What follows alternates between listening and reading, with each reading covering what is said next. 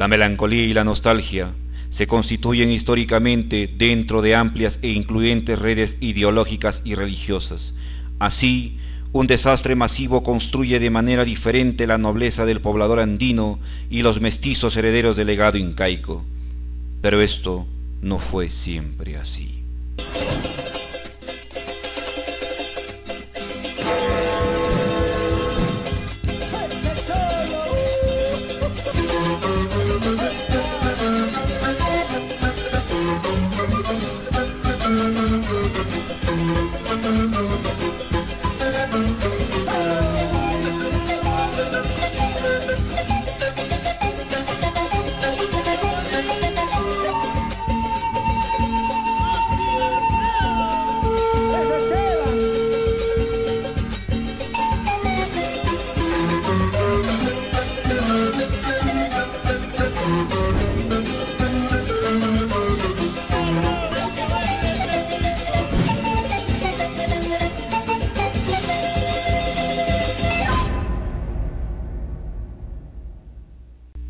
Luz y verdad, queridas estudiantes de nuestra institución educativa Sagrado Corazón Sofiano. El día de hoy estamos reunidos en esta sesión de aprendizaje para tratar un tema de bastante relevancia a la cultura nacional, los incas. Rápidamente procederemos entonces a proclamar el encabezado. Si en caso no tienes el encabezado, no te preocupes, trasládalo al lapicero. Regresando a clases, utilizaremos nuevamente el encabezado para este año. Tema: construyendo la historia de un gran imperio. El desempeño precisado comprende el tiempo histórico a través de la visualización de un video que explica el surgimiento de los horizontes hasta los inicios de la cultura inca, completando diferentes actividades: la virtud, la responsabilidad, la evaluación en una ficha cuestionario y la fecha del día de hoy, 20/04/2020. Acabada esta sesión de aprendizaje, te invito a que visites este link que te he colocado acá para que pueda fortalecer en la siguiente sesión. Muy bien, señoritas, para entender por qué se le dice cultura inca, me quiero remontar a menos 4000 años antes de Cristo para hablar un poco sobre dos culturas muy importantes que tú también has trabajado el año pasado, que es la cultura que se desarrolló en el Medio Oriente, conocida como Mesopotamia, y la que se desarrolló en África, conocida como egipcia. La cultura egipcia y la cultura mesopotamia. Sí, estas dos culturas tú las has trabajado el año pasado. Los historiadores no saben a ciencia cierta cuándo empezó realmente a aparecer estas culturas. Unos dicen que los primeros restos de seres vivos que demuestran que Egipto se asentó sus primeras bases ahí fueron hace menos 6000 años antes de Cristo. Pero ocurre un fenómeno muy importante para que no se pueda considerar a Egipto cultura desde ese periodo. Sí, es la existencia de la escritura. Tanto Mesopotamia como Egipto han tenido escritura. Mesopotamia la escritura cuneiforme y Egipto la escritura jeroglífica. Entonces, al no haber escritura, no se sabe a ciencia cierta cuándo empezó. Pero sí, a partir del menos 3000 a.C. ya empiezan a aparecer en las construcciones las famosas escrituras jeroglíficas, que son escrituras sagradas, exclusivamente para los dioses, que solamente la podían leer los sacerdotes y en este caso los faraones o los descendientes de los faraones. El pueblo en sí no. Ellos tenían otra que se llamaba demótica, era una escritura más sencilla. Y en el caso de la cuneiforme, que se le dice cuneiforme primero para que te puedas recordar un poco a la arcilla cuñada, quiere decir que con un cálamo o con un carrizo empiezan a hacer separaciones y empiezan a dibujar o a acuñar en la propia arcilla. Es por eso que se le dice escritura cuneiforme, escritura cuñada en la arcilla. Entonces, a partir de estas escrituras sabemos mucho cómo fue la organización política, social y económica de Mesopotamia y sabemos mucho sobre Egipto. Pero ocurre un problema. En el caso de las culturas peruanas no hay evidencia de escritura. Si bien es cierto, muchos historiadores indican que sí hubo escritura, por ejemplo, en el caso de los incas, a través de los quipus. Entonces no está comprobado a ciencia cierta o estipulado con una investigación científica que esto haya sido realidad. Entonces tenemos una gran falencia sobre eso, porque los historiadores internacionales indican de que es cultura a partir de la aparición de la escritura, y en caso de las culturas peruanas no. Entonces vamos a tratar de entender poco a poco por qué se le dice cultura peruana. ¿Listo? Para ello nos iremos a la siguiente diapositiva. 3 conceptos básicos que tú debes saber y tienes que saber diferenciar. El primero, ¿qué cosa es un horizonte cultural? Porque para llegar a los incas, que es el horizonte tardío, tenemos que saber qué es un horizonte. Bien, te lo digo. Un horizonte cultural es la época en la cual la cultura se difunde por un gran territorio. Quiere decir que abarca extensiones territoriales muy amplias, no solamente es en un lugar determinado. ¿Qué es un periodo cultural? El periodo cultural es la época en la cual la cultura florece relativamente en una región pequeña. Muy claro, entonces ya está explicado que el horizonte cultural es cuando la cultura abarca una gran extensión territorial, y el periodo cultural es cuando solamente florece en una relativa región, en un determinado sitio. ¿Correcto? Muy bien. Y te hago una preguntita. ¿Qué es un intermedio cultural? Porque entre horizonte y horizonte existen los intermedios culturales. Fácil. Observa la respuesta. Es cuando se generan organizaciones regionales autónomas e independientes. Entonces, en conclusión, el horizonte cultural es cuando la cultura abarca gran territorio, implantando su organización social, política, económica, cultural, religiosa. El periodo cultural es cuando solamente la cultura florece relativamente en un pequeño lugar, en un determinado territorio. Y el intermedio cultural es lo mismo que periodo cultural. ¿Por qué? Porque estas organizaciones regionales autónomas e independientes solamente van a estar en una pequeña región. Entonces, conclusión, horizonte cultural, gran territorio, periodo cultural, región pequeña o territorio pequeño, intermedio cultural, autónomos independientes en esa región pequeña. ¿Correcto? Entonces, vamos a ver qué hay entonces en la historia del Perú a partir del nacimiento de la primera cultura, que es la conocida como la panperuana, o la matriz de todas las culturas, o la madre de todas las culturas, que fue Chavín de Huántar.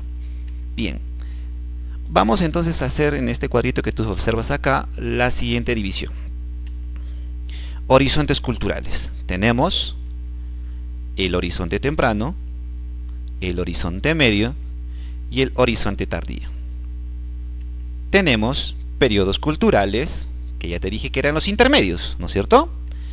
El intermedio temprano, porque te dije que intermedio, pues no, porque está trasladándose de un horizonte temprano a un horizonte medio, hay un intermedio.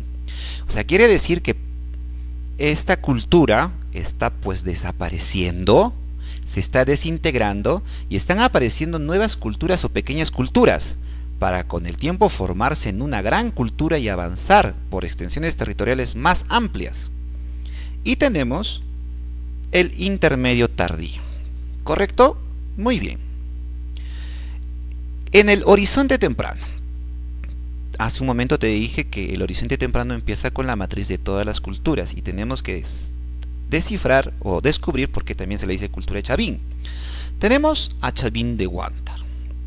Chavín de Huántar fue desarrollada en el norte del Perú. No te voy a hablar de datos exactos porque tienes un trabajito más adelante.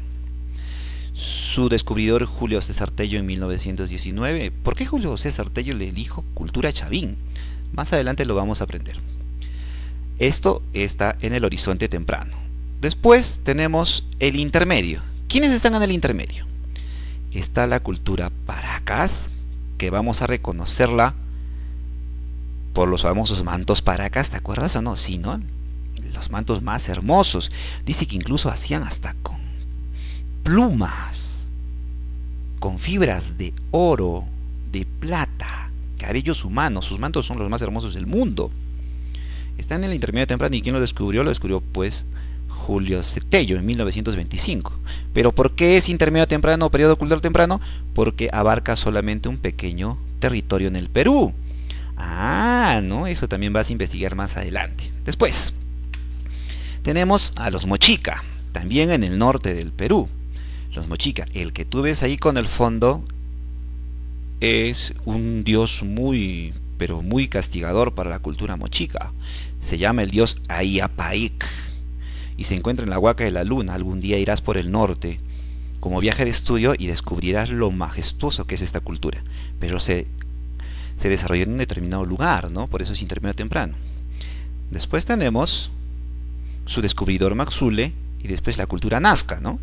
La cultura Nazca, ahí tenemos pues una de las líneas de Nazca, ¿no? Se les dice geoglifos. Y hay un dato curioso que quisiera que aprendas acá para que bueno, te guste un poquito más este tema. Quien lo descubrió fue Toribio Mejía Shepe.